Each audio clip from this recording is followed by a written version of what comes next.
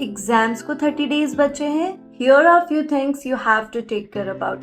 Welcome back to my channel, Dipshika Kumar this side, and in this video I am going to give you some of the powerful reminders जो आपके इन 30 days को और भी effective and productive बना देंगे. So stay tuned till the last.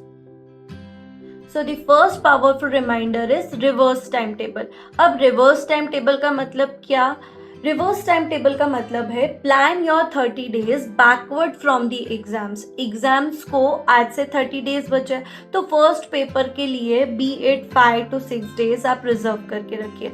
अब बचे हुए डेज में आपको पता है कि हाँ मेरे पास इतने ही डेज अवेलेबल है, 25 to 26 डेज इतने डेज अवेलेबल है. अब आप उसको आपके नंबर ऑफ रिविजन्स कितने रिक्वायर्ड है, if you are planning to write for the mocks तो आपको कितने डेज रिक्वायर्ड रहेंगे.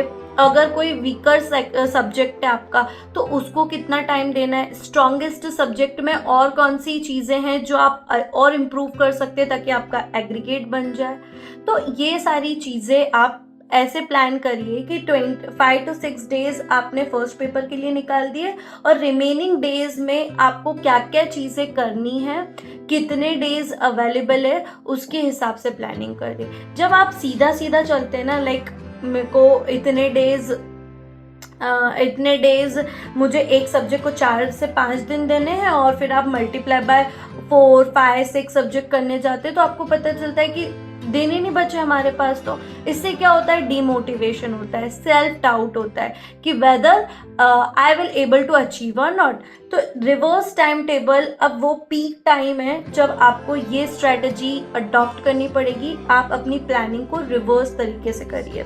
इतने डेज बचे हैं, ये चीज़ें रिक्वायर्ड है ताकि जहाँ आपको ज़्यादा एफर्ट्स देने हैं आप वहाँ पर राइट एफर्ट्स राइट टाइम पे लगा सके and you can able to clear your exams.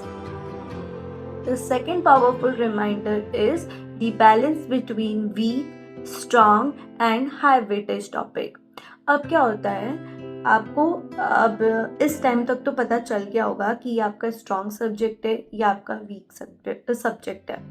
अब स्ट्रॉन्ग सब्जेक्ट में क्या होता है, वो आपके कॉन्फिडेंस को बूस्ट अप करता है, आपको पढ़ाई करने का मन होता है और उसको लेकर आप इतने कॉन्फिडेंट होते हो कि ये एग्ज़ाम्स तो मुझसे क्लियर हो ही जाएंगे. अब वीक सब्जेक्ट आपको क्या देता है, डीमोटिवेशन देता है, पढ़ते पढ़ते वक्त सेल्फ डाउट्स आते हैं. तो अब ये जो 30 डेज़ है ना, आपको उस वीक सब्जेक्ट्स में इतने एफर्ट्स देने हैं कि आप 1.5 डे अपना मैनेज कर सकते हैं. आपको by the end of this 30 days आप इतने कॉन्फिडेंट हो जाओ कि इस वीक सब्जेक्ट को लेकर वो मतलब वीक ना वो एवरेज बन जाए आपका, इतने एफर्ट्स देने. अब फॉर एग्जांपल कुछ स्टूडेंट्स के लिए ऑडिट वीक होता है. वीक मतलब उन्हें टफ लगता है, थियोरी याद नहीं रहती है. तो आप क्या कर सकते हो, एवरी मॉर्निंग या evening as per your choice आप 3 hours डिवोट कर दो कि डेली बेसिस पे ऑडिट की जगह आपको जो भी वीक सब्जेक्ट लगता हो डेली 3 hours पर डे आपको उस सब्जेक्ट को देना है. जब आप देखोगे ना फॉर कंटिन्यू 20 to 25 डेज आप उस सब्जेक्ट को डेली पढ़ रहे हो तो आपको उस सब्जेक्ट को लेकर आपकी जो ग्रिप बनेगी और जो कॉन्फिडेंस आपको फील होगा वो नेक्स्ट लेवल का होगा. तो वो वीक सब्जेक्ट को आपने क्या दिया, राइट एफर्ट्स दिए, राइट टाइम पर दिए और डेली आप जब उसको पढ़ते हो ना तब ऑटोमेटिक आप कंफर्ट आ जाता है आपको उस सब्जेक्ट पे. तो this will help you a lot. The third powerful reminder is avoid emotional studying. Mood अच्छा होगा तब पढ़ाई करेंगे, नहीं पढ़ाई करेंगे तब मूड अच्छा होगा. तो ये बहुत हेल्प करेगा आपको. जो मैंने आपको फर्स्ट रिमाइंडर दिया है ना, क्या था, रिवर्स टाइम टेबल. तो आज आप बैठकर प्लानिंग कर लो. इन 30 डेज का ना आपका ऑन पेपर होना चाहिए कि मुझे ये चीज़ ऐसे पढ़ना है, इस दिन ये टॉपिक्स कवर करने हैं, इस दिन ये सब्जेक्ट कवर करना है, इस सब्जेक्ट को इतने दिन देने हैं. सब कुछ लिखा हुआ होना चाहिए विथ प्रॉपर टाइमिंग. तो बस आप मतलब ऐसा सोच लो कि यार किसी ने मुझे ये टास्क दे दिया है जिसके मुझे अच्छे खासे रिवॉर्ड मिलने वाले हैं, बस उसको करने में लग जाओ. मूड का मत सोचो, सेल्फ डाउट्स को कोई टाइम में मत दो कि आप बैठ के कुछ सोच पा रहे हो। अपना टास्क किया, प्रॉपर स्लीप लो और बस डे को एंड करो, नेक्स्ट डे का वेट करो। और ऐसे करते करते आपके 30 डेज इतने अच्छे से निकलेंगे ना, तो ये मतलब आपको इस टाइम पे जैसे जैसे एग्जाम्स पास आती है ना, तो आप बहुत सारे नेगेटिव थॉट्स और ये आने लगते हैं। तो इस चीज़ को आपको अवॉइड करना है। इन नेगेटिव थॉट्स की वजह से, सेल्फ डाउट की वजह से आप अपने टाइम को वेस्ट मत करो। अभी भी टाइम है, पढ़ने बैठ जाओ। Don't waste your time.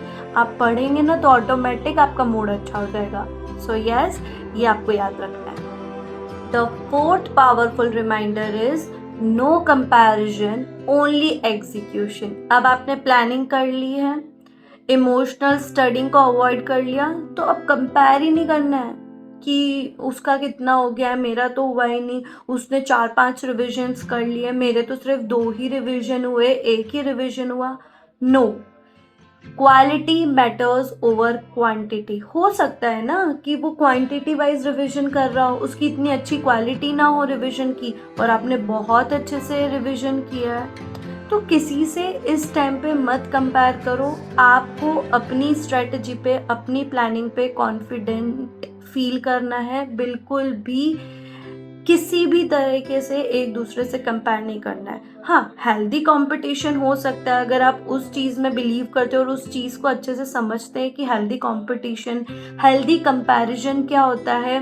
Like 2 friends हैं जो मतलब स्टार्टिंग से साथ में पढ़ाई कर रहे हैं, ठीक है। तो अब हो सकता है कि आपका पढ़ने का मूड नहीं कर रहे हो और आपकी फ्रेंड का अच्छा खासा जो आपने प्लान किया था दोनों ने मिलके, उसने वो चीज़ अचीव कर ली। तो आपको उसको देख के मोटिवेशन आ रहा है कि इसने कर लिए, कल हम दोनों का टास्क अलग अलग होगा। मैं आज ही जो मैंने चीज़ प्रोक्रेस्टिनेट करी है वो कल करने में टाइम वेस्ट करूँगी। तो इससे बेटर है कि मैं अभी आज ही कर लेती हूँ ताकि कल दोनों सेम पेस पे रहे, ठीक है। So this is healthy motivation. अगर आप ऐसी कोई चीज़ फॉलो करते हैं तो वेल एंड गुड, वरना आपको बिल्कुल भी नेगेटिव कंपैरिजन नहीं करना है। सिर्फ और सिर्फ जो आपने प्लानिंग की है उसका एग्जीक्यूशन होना चाहिए। सो यस, दैट्स इट।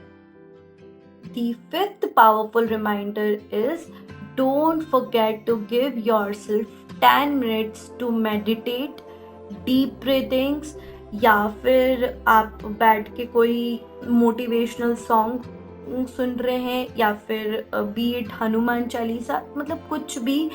आपको कॉन्शियस एफर्ट्स लगाने हैं अपने माइंड को पॉजिटिव रखने के लिए। डे के स्टार्टिंग में या फिर मिड डे में या फिर बिफोर स्लीपिंग आपको 10 मिनट्स देने हैं फॉर सेल्फ इंट्रोस्पेक्शन। और खुद को पॉजिटिव रखने के लिए ये 10 मिनट्स बहुत बहुत बहुत ज़रूरी है।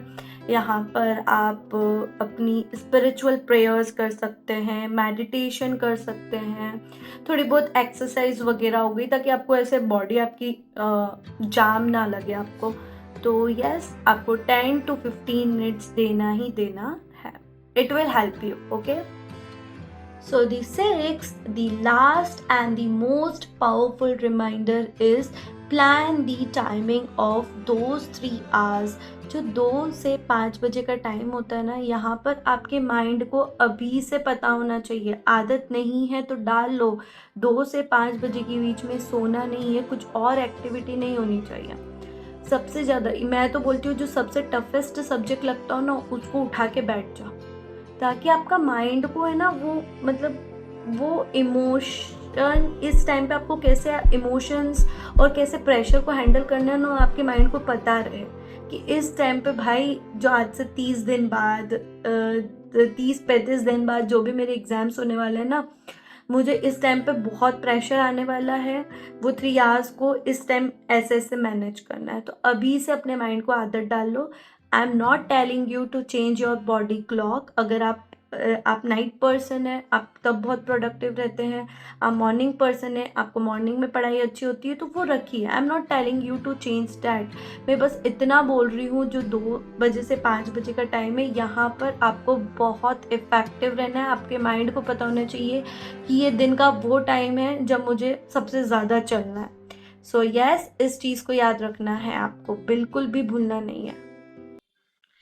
And yes, in the last, I just wanted to tell you that you can only put the efforts. Result is in his hand. तो आप अपना बेस्ट दीजिए, be positive, be hydrated, take proper sleep, and yes, इन पे भरोसा रख के, खुद पे भरोसा रख के तो आप बहुत कुछ कर सकते हो। तो ये तो सिर्फ एक एग्जाम है, इजीली पास हो जाओगे। So yes, that's all from my side. And study से रिलेटेड कुछ भी क्वेरी हो, do let me in the comment section. Till then, bye bye.